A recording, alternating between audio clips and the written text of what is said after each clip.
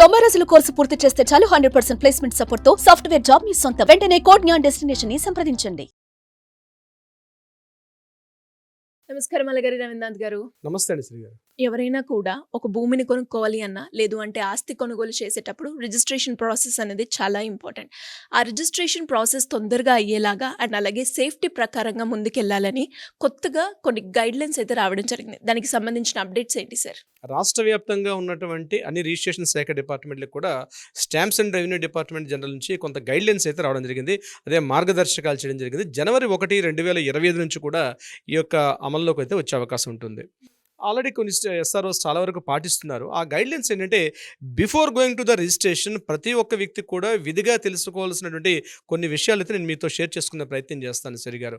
అందులో ప్రధానంగా ఎవరైతే అంటే ఇద్దరు వ్యక్తుల యొక్క అమ్మకం కొనుగోలు అంటే ఇద్దరు వ్యక్తులు ఒక ప్రాపర్టీని కావచ్చు, ఒక ఇల్లు కావచ్చు, ఒక కమర్షియల్ ప్రాపర్టీ కావచ్చు, అపార్ట్మెంట్లో ఫ్లాట్ కావచ్చు, ఏదేమైనప్పటికీ కూడా ఒక ప్రాపర్టీ ఒక వ్యక్తి దగ్గర నుంచి మరొక వ్యక్తికి ఒక ప్రాపర్టీని రిజిస్ట్రేషన్ చేసుకోవాలంటే యాజమాన్య హక్కుల్ని బదలాయింపు చేసుకోవాలనుకుంటే తప్పనిసరిగా రిజిస్ట్రేషన్ డిపార్ట్మెంట్కి వెళ్తామండి. సో రిజిస్ట్రేషన్ డిపార్ట్మెంట్కి వెళ్ళాక ఇంతకు ముందు ఉన్నటువంటి సిస్టమ్స్ కాకుండా జనవరి 1, 2025 నుంచి కూడా ఇప్పుడు నేను చెప్పబోయే రూల్స్ అనేవి అమల్లోకి వచ్చాయి. కాబట్టి ప్రతి ఒక్క వ్యక్తి ఎవరైతే ఈ లావాదేవీల్లో పార్టిసిపేట్ చేస్తున్న ప్రతి ఒక్క వ్యక్తి కూడా విధిగా తెలుసుకోవాల్సిన నిర్ణయాలు ఏంటంటే ఇందులో ఒక 10 పాయింట్స్ని హైలైట్ చేస్తారు. నేను ఆ 10 పాయింట్స్ మీకు చెప్పే ప్రయత్నం చేస్తాను.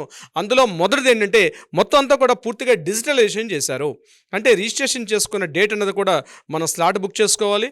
గుర్తుపెట్టుకోండి, ల్యాండ్ రిజిస్ట్రేషన్ అయితే మన తెలంగాణలో అయితే ల్యాండ్ రిజిస్ట్రేషన్స్ అంటే ఎకరాల్లో కానీ గుంటల్లో కానీ ల్యాండ్ పర్చేజ్ చేసినప్పుడు ఆ రిజిస్ట్రేషన్ ప్రక్రియ తహసీల్ ఆఫీసులో జరుగుతుంది. ఓన్లీ అపార్ట్మెంట్లో ఫ్లాట్ కావచ్చు, ఇల్లు కావచ్చు, ఇతరత్ర కమర్షియల్ అన్నీ కూడా రిజిస్ట్రేషన్ డిపార్ట్మెంట్లో 2 పార్ట్స్గా డివైడ్ చేస్తారు 2020 నుంచి కూడా. అయితే ఇప్పుడు నేను చెప్పే ఇది రిజిస్ట్రేషన్ డిపార్ట్మెంట్ కావచ్చు లేకపోతే తహసీల్ ఆఫీసులో కావచ్చు, ఇక్కడ అమ్మకాలు కొనుగోలు జరిగినటువంటి ఏదైతే లావాదేవీ జరిగిందో ఆ ఇద్దరి మధ్య ఉన్నటువంటి ఆ ఒప్పంద పత్రాలన్నీ కూడా పూర్తిగా డిజిటలైజేషన్ చేశారు. అంటే డిజిటల్ సిగ్నేచర్ ఉంటుంది, డిజిటల్ విధానంలో పూర్తిగా ఉంటుంది. డాక్యుమెంట్స్ అన్ని కూడా సేమ్ డే రిజిస్ట్రేషన్ అయిపోతుంది. ల్యాండ్ రిజిస్ట్రేషన్ చేసుకునేటప్పుడు అంటే ఎకరాల్లో ల్యాండ్ రిజిస్ట్రేషన్ చేసుకునేటప్పుడు స్లాట్ బుక్ చేసుకోవాలి. స్లాట్ బుక్ చేసుకున్నాక మనకు వచ్చిన టైము ఆ డే టు టైం వస్తుంది. డే టు టైం వారీగా మనం ఆ రోజు ఇద్దరు వ్యక్తులు వెళ్ళి అమ్మే వ్యక్తి కొనుగోలు వ్యక్తి ఇద్దరు వెళ్ళి రిజిస్ట్రేషన్ చేసుకోవాలి. ఇది స్లాట్ ప్రకారం జరుగుతుంది. ఇది కంప్లీట్గా కూడా డిజిటలైజేషన్ జరుగుతుంది. ఇక్కడ డిజిటల్ సిగ్నేచర్స్ కూడా డిజిటల్ ఉంటాయి. ఇంతకుముందు మనం ఫింగర్ థంబ్స్ పెట్టేవాళ్ళం, వాటితో పాటు కూడా డిజిటల్ సిగ్నేచర్స్ ఉంది మ్యాండేటరీ చేశారు. వచ్చిన డాక్యుమెంట్ కూడా డిజిటల్ డాక్యుమెంట్ వస్తుంది. ఇది number 1 point. Point number 2, Aadhaar card తప్పనిసరి. ఎవరైతే ప్రాపర్టీ అమ్ముతున్నారో ఎవరైతే ప్రాపర్టీ కొంటున్నారో ఇద్దరు వ్యక్తుల యొక్క ఆధార్ కార్డ్స్ మ్యాండేటరీ. ఆధార్ కార్డ్కి మనం ఏదైతే ప్రాపర్టీ కొంటున్నామో ఇది ఖచ్చితంగా లింక్ అయి ఉంటుంది. ఒక వ్యక్తి ఏ ప్రాపర్టీని అమ్మిన వ్యక్తి యొక్క ఆధార్ కార్డు, కొనుగోలు చేస్తున్నటువంటి వ్యక్తి యొక్క ఆధార్ కార్డు కూడా మ్యాండేటరీ చేశారు. సో ఇద్దరు వ్యక్తుల ఆధార్ కార్డ్స్ లేకుండా ప్రాపర్టీ రిజిస్ట్రేషన్ చేసుకోవడం అనేది కుదరని పని. ఆధార్ కార్డ్స్తో పాటు డ్రైవింగ్ లైసెన్స్ కావచ్చు, పాన్ కార్డు కావచ్చు, ఒక అడ్రస్ ప్రూఫ్ కూడా దీంతో కూడా అదనంగా ఉంటే మంచిది.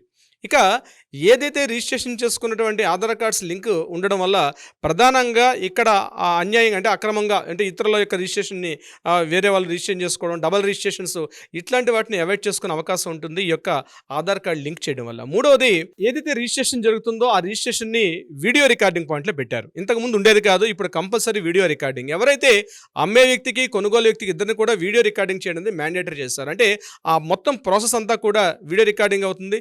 వీలైతే ఆ వీడియో రికార్డింగ్ క్లిప్ను అంటే ఇది యాక్చువల్గా ఇతర దేశాల్లో ఉంది. స్వీడన్, జర్మనీ, అదేవిధంగా యూఎస్ఏ లాంటి కంట్రీస్లో కూడా కంపల్సరీ వీడియో రికార్డింగ్ అనేది మ్యాండేటరీ. రిజిస్ట్రేషన్ చేసుకున్న ప్రక్రియలో ఇద్దరు వ్యక్తుల యొక్క వీడియోస్ను కూడా పుటప్ చేస్తారు దాంట్లో కూడా. సో దాన్ని కూడా అంచెంచెలుగా మన రాష్ట్ర వ్యాప్తంగా కూడా ఇటువంటి వీడియో రికార్డింగ్ తీసుకొని రావడం కోసం కూడా ప్రయత్నాలు చేస్తుంది.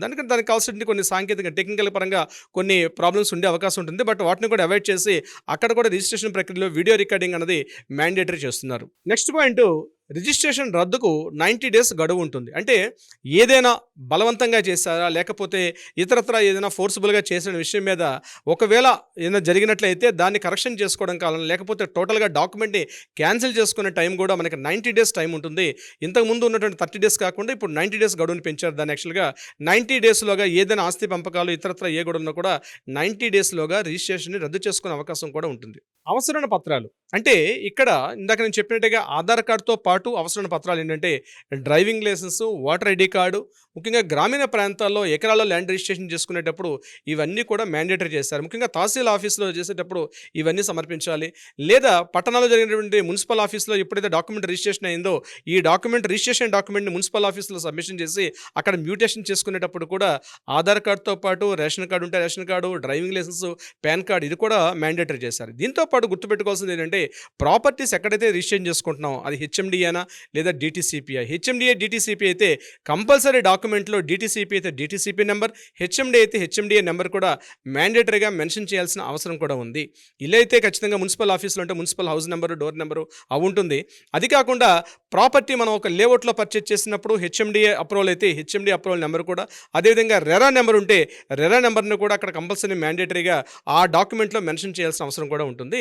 ఈ స్టాండర్డ్ ఫార్మాట్ డాక్యుమెంట్ అనేది ఆల్రెడీ మనకు అక్కడ డాక్యుమెంట్ రైటర్ కాకుండా మనకు ఆన్లైన్ వెబ్సైట్లో కూడా దొరుకుతుంటుంది. కేవలం డాక్యుమెంట్ రైటర్స్ మీద డిపెండ్ అవ్వకుండా మనం ఏదైతే గవర్నమెంట్ ఉన్నటువంటి ధరణి పోర్టల్లో కావచ్చు, లేకపోతే గవర్నమెంట్ ఇచ్చినటువంటి అఫీషియల్ రిజిస్ట్రేషన్ డిపార్ట్మెంట్ యొక్క అందులో డాక్యుమెంట్ కూడా హెల్ప్ తీసుకొని మనం సపోర్టింగ్ డాక్యుమెంట్స్ని కూడా అప్లై చేసుకోవాల్సిన అవసరం అయితే ఉంటుంది. ఇక స్టాంప్ డ్యూటీ మామూలుగా అయితే స్టాంప్ డ్యూటీ అనేది 2 రకాలుగా ఉంటుంది. సెస్ అంటారు, సర్చార్జ్ ఉంటుంది. ఈ సెస్ అనేది 10% ఉంటుంది. గ్రామీణ ప్రాంతాల్లో 10% ఉంటుంది. మున్సిపల్ ఆఫీసులో కానీ పట్టణ ప్రాంతాల్లో కానీ అయినట్లయితే 12% వరకు కూడా ఉండే అవకాశం ఉంటుంది. మళ్ళీ హైదరాబాద్ నగరాలు ఈ సెస్ను కూడా 12% వరకు కూడా కలెక్ట్ చేస్తుంటారు. సెస్ కానీ సర్చార్జ్ కూడా అదనంగా ఇది స్టాంప్ డ్యూటీతో పాటు ఉంటుంది. స్టాంప్ డ్యూటీ కూడా విధానం అయితే ఓపెన్ ప్లాట్స్కి అయితే 7.5% ఉంటుంది. అందులో 0.5% ఉంది మ్యూటేషన్ ఛార్జెస్గా, ఇంక్లూడింగ్ డాక్యుమెంట్తో పాటు మ్యూటేషన్ ఛార్జెస్ కూడా కలెక్ట్ చేస్తారు. అదే మిగిలినట్ల గిఫ్ట్ డీడ్ అనేది 3% ఉంటుంది. ఇట్లా ఒక్కొక్క దానికి ఒక్కొక్క స్టాంప్ డ్యూటీ రేట్ అయితే ఫిక్స్గా చేసి ఉంటారు. ఏదైతే అక్కడ కార్డు వాల్యూ ఉంటుందో కార్డు వాల్యూని బేస్ చేసుకొని కార్డు వాల్యూ మొత్తం మీద మనం అక్కడ ఆ స్టాంప్ డ్యూటీ అమౌంట్ ఎంతైతే ఉంటుందో అంత అమౌంట్ పే చేయాలి. అది కూడా ఆ అమౌంట్ మొత్తం అంతటిని కూడా ఆన్లైన్లోనే పేమెంట్ చేయాలి.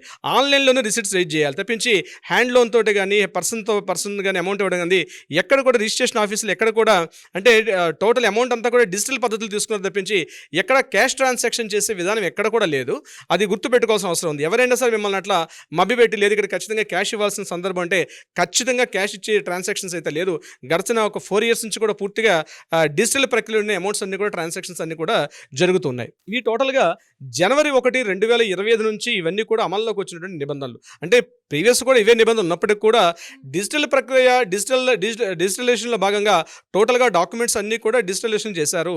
మీకు పాత ఈసీ కానీ ఇన్కమ్ సర్టిఫికేట్స్ అని తీసుకుంటే ఓన్లీ 1983 నుంచి కూడా ఈచ్ అండ్ ఎవ్రీ డాక్యుమెంట్ మనకి డిజిటలైజేషన్ అయింది. 83 కన్నా బిఫోర్ డాక్యుమెంట్స్ అయితే డిజిటలైజేషన్ జరిగే అవకాశం లేదు. కాబట్టి 83 వరకు మనం ఈసీ చెక్ చేసుకున్నా కూడా డిజిటలైజేషన్ జరిగే అవకాశం ఉంటుంది. సో జనవరి 1, 2025 నుంచి ఇప్పుడు నేను చెప్పే ఈ నిబంధనలు కొత్తగా అమల్లోకి వచ్చాయి. కాబట్టి ఏదైనా క్రయ విక్రయాలు అంటే ప్రాపర్టీ అమ్మకాలు కొనుగోలు చేసేటప్పుడు తప్పనిసరిగా గుర్తుపెట్టుకోవాల్సింది మనం ఏదైతే ఆధార్ కార్డు వాడుతున్నామో ఆధార్ కార్డుకి కూడా ఖచ్చితంగా మనం ఏదైతే యూజ్ చేస్తున్న మొబైల్ నెంబరు లింక్ అయి ఉండడం వల్ల చాలా అడ్వాంటేజ్ ఉంటుంది.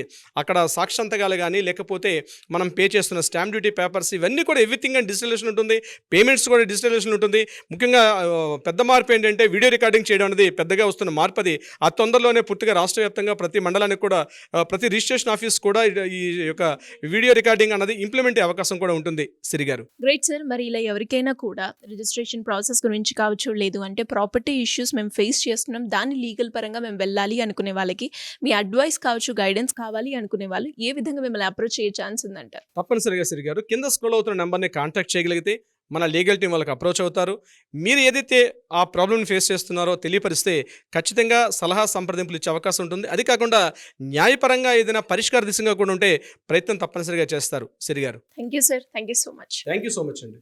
సుమన్ టీవీలో మీ పర్సనల్ అండ్ బిజినెస్ ప్రమోషన్స్ కోసం కింది నెంబర్కి కాంటాక్ట్ చేయండి.